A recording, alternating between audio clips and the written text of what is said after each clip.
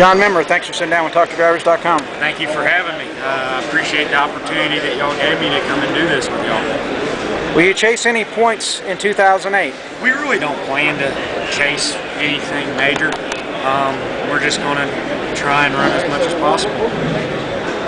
Are you going to run whatever series you want in 2008? Pretty much we're going to run a bunch of different series. I mean, we're going to run a little bit with the All-Stars, a little bit with USAC and the World Outlaws, and we'll probably run up Bloomington a lot, and Lawrenceburg and Kokomo.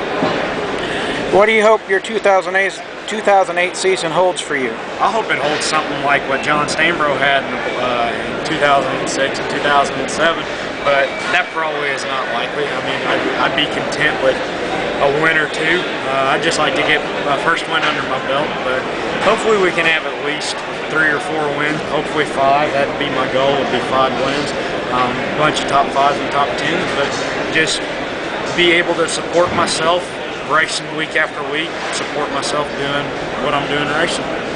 Who do you hang out with at the racetrack? I really don't hang out with a whole bunch of people because typically once we get to the racetrack and get into the pit gate, unload the car and just work on the car a whole bunch. You know, it's just me and my father typically, and we got a guy named Chad that comes with us every now and then, and we just work on the car mainly. But I mean, whenever I do have some spare time, I'll go in and talk over to Beauchamp and Byro and all those people. They're just cool to hang around.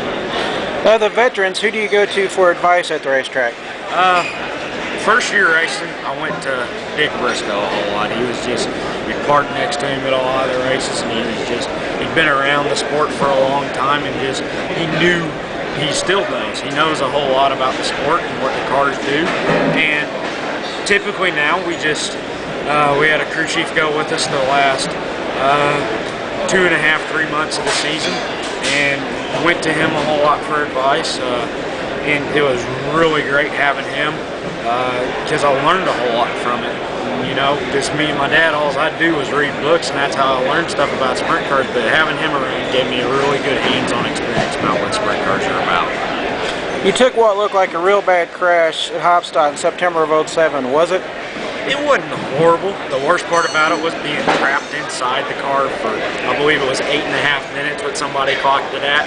But luckily the fuel cell flew off whenever like the 2nd or 3rd revolution, and just there wasn't any fuel to catch it on fire, because had it caught on fire, I don't know what would have happened. Hopefully they would have thrown me over and got me out, but who knows, I might not be here today, but luckily I am.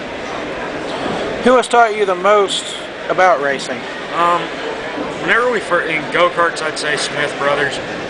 They taught me a whole lot about just how to run a car and just smoothness and all that. But whenever we went into the Legends cars, I mean, Clay Hare and Ken Joyce, they know a whole bunch about racing in general. I mean, they're great people.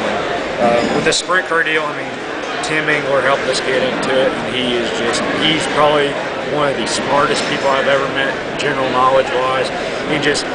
He knows a whole lot about what's going on. He can design you anything you need.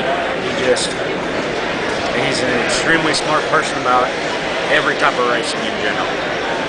You have your driver's license. Do you have any speeding tickets? Fortunately, no, I do not. I'm really surprised that I don't. I mean, anywhere I'm going, I'm pretty much running over 100 miles an hour if I'm going somewhere. But luckily I don't, but I know that day will come. John Memmer, thanks for sitting down with TalkToDrivers.com. Thank you for having me.